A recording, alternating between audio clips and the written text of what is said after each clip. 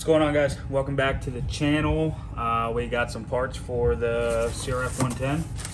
I'm gonna open these boxes and show you guys what we got.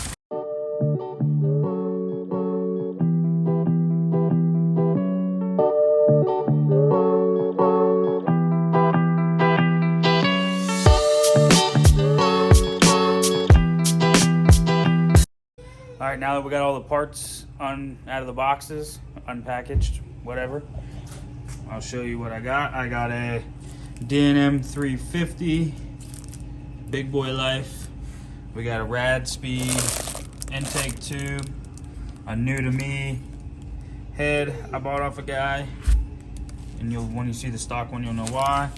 I got a full size crf110 billet throttle tube, 13-tooth sprocket for a little bit more torques. We got a Pro Circuit shift shaft brace.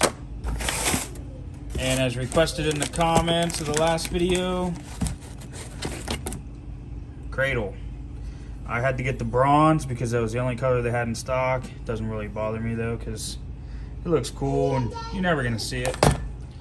And got some stickers from Keystone Cycles. That's where I got all the parts except for the head from. Great people, fast shipping. East Coast, if you're from the East Coast. We got my son down here doing dirt bike things. I'm just gonna throw the shock on so the bike's a roller, because right now it doesn't have a rear shock, because I let a buddy borrow the stock one because he sent his suspension out to get done, so he needed one to just be able to take his bike home from the last race. So we're gonna throw that on, and that'll probably be it while I wait for the rest of the parts to come for the engine, and then we'll get into that. All right, guys, it is the next day, and we got a couple more parts here that we're gonna open up. I got this because I needed a Dremel to put the D&M shock on, which I'll show you guys what you have to do to make that fit. But we're gonna get the rest of this stuff unpackaged here. This kit came off of Amazon. It was 30 bucks. It was on sale. Not too bad. Next one here is a package from my buddy Stuart. He owns Stuart Lewis Racing Products. He does custom suspension work on all pit bikes, trail bikes, stuff like that. He has these springs custom made and these dampening rods. So here's the dampening rods, pretty slick. I like the color. Too bad you won't ever see them again. Springs, he puts the instructions on there for you so you know what you're doing. And the other package, extended front brake cable from Faster Minis. You know the deal. The boys hooking it up. If you guys need anything, make sure to check out Keystone Cycle Parts. Right here, that's the first set of packages we got. If they don't got what you need, which I'm sure they do, hit up my boys over at Faster Minis. They'll get you dialed in. If you need any kind of suspension work on a pit bike, trail bike, make sure you hit up Stuart Lewis Jr. on Facebook. Stuart Lewis Racing Products also. He can do custom D&M work, make him perform almost as good as an Elka for a fraction of the price. Really killer deal. I don't think you can beat it. He does the gold valves for the pit bike forks. Really solid job. I've ridden a set of his forks and they are phenomenal. So make sure you check him out on Facebook, Instagram. You know the deal. Get a hold of him. He'll hook it up. All right, so right there, this and this, you need to cut them down to be able to fit the end of the D&M in here for the hole. So it's not anything structural. It's not gonna hurt nothing. And it only takes about 10 minutes to do it. So I'm gonna cut that off and then I'll show you guys what it looks like. All right, now here's an after. So you can see how you don't gotta take a bunch off, but you just kind of cut them, taper them down. And the reason for that is to make room for this shock body to get in there far enough to be able to put the bolt in. See how this tapers? When you try to go to put the bolt in, it'll hit right here and won't allow it to go in and drop down far enough to get the bolt all the way in. So you just cut a little bit out and it'll fit perfect. What's going on, guys? So it's been a little bit, probably a week or so since the last clip you've seen. Yes, I'm wearing the same shirt. No, I haven't worn it for a week. I have 6 or 7 of these shirts. Anyways, so I'm actually finished with the 110. Some complications came up and I forgot to pick up the camera and film it, but some of the issues I had were with the crank. So I ordered a new crank and I didn't know that it didn't come with the crank. I'll show you. So I didn't know that it didn't come with this crank bearing, right? So I had to order that separately, and that dragged the build out a little bit longer than I was expecting. And then just some other stuff came up here and there between work and different things.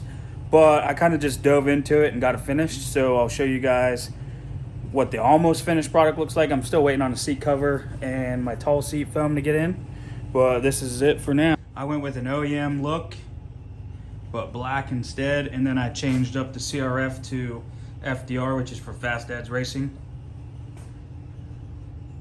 I'm waiting on a black seat cover with red ribs in it, so hopefully that will look good. I was undecided if I wanted to go all red with black ribs in it, or if I wanted to go black, but I think the black's gonna break it up some because quite a bit of red going on. And then I just put my name and number on it. That Fast Dads bar pad, you can check that out on fastdadsracing.shop. We have a website up now with our merch on it, but just basically a stock build, nothing crazy. I put some wide pegs on that I had laying in the shop, but as you can see, the angle is like awful. So I'm gonna have to change them. Just this side, for some reason. The other side, the angle's decent. Now the bike's leaning forward, obviously, so they look a little bit more exaggerated than they are. So let's go over the build breakdown. I did stock piston rebuild on it since it did have a big bore when the guy blew it up. It's got an OEM stock crank, stock head with a TB cam. It's got a mini Moto Nation tune. I have a rad intake pipe that I'm gonna put on. I haven't put it on yet. It's got dampening rods and springs in the front. It's got a D&M in the rear, and I actually ordered the D&M 350 you seen in the beginning of the video, and it was too stiff for me, so this is the 350 spring. I had a buddy send me a 250 spring and I just swapped them out because the shock itself is the same. It's just the spring rate that's different. So I swapped it to a 250.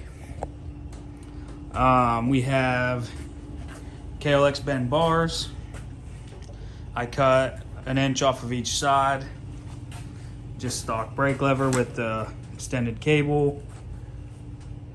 It's got the billet throttle tube in there, full length, so now you can fit a full-size grip on there. That's actually it. We don't have anything special going on here. Just a quick, simple build. The cradle is on. Show you guys down here. You can see the cradle in there. Shift shaft brace. So I kind of messed up. I used oven cleaner on the engine to get all that gunk off, and it got on that cradle, which was anodized bronze, and it completely ate the anodizing off. So now it's just aluminum, and it was only on for like 45 seconds and it completely stripped it. So be careful if you use it. It's pretty potent stuff. This is what I used. I know a lot of car builders, they'll use them use that in the engine bay and on engine blocks, and it works really well. I didn't expect it to strip anodizing, so whatever, we got a silver one. I didn't really want the bronze anyways, but it is what it is. Well, as you can see, we're gonna need a battery. I had it on charger all night, and when I came down this morning, it fired up just fine. It sat all day, probably, I don't know, since 10 or 10:30 is when I pulled it off the charger, and it is now almost like 6 o'clock. So battery's junk. Unfortunately, I'll get a new one and replace it. That kind of sucks.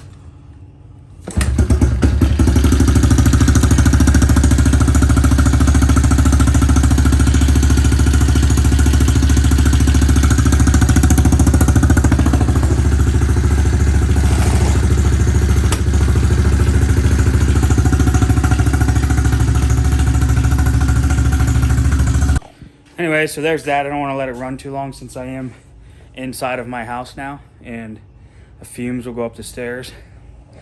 I learned that the hard way last winter when I was down here. Started a bike and it stunk up the whole house because I was running race fuel. But I think that's going to conclude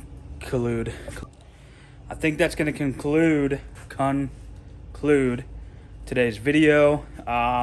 It's been a process of over a week. That's why I haven't posted. But we got it done. I am pleased with it thus far. Next test will be to get it out and ride it. I rode it up and down the road, just kind of break it in. And it feels pretty good.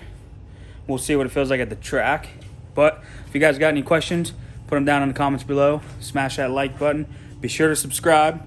Share it to your friends, your parents, your grandparents, the neighbor, teachers, whatever it may be. Let's get this channel blown up so we can do some really cool stuff. Be sure to check out the website, fastdadsracing.shop. Cop yourself some merch, and we'll see you boys in the next one.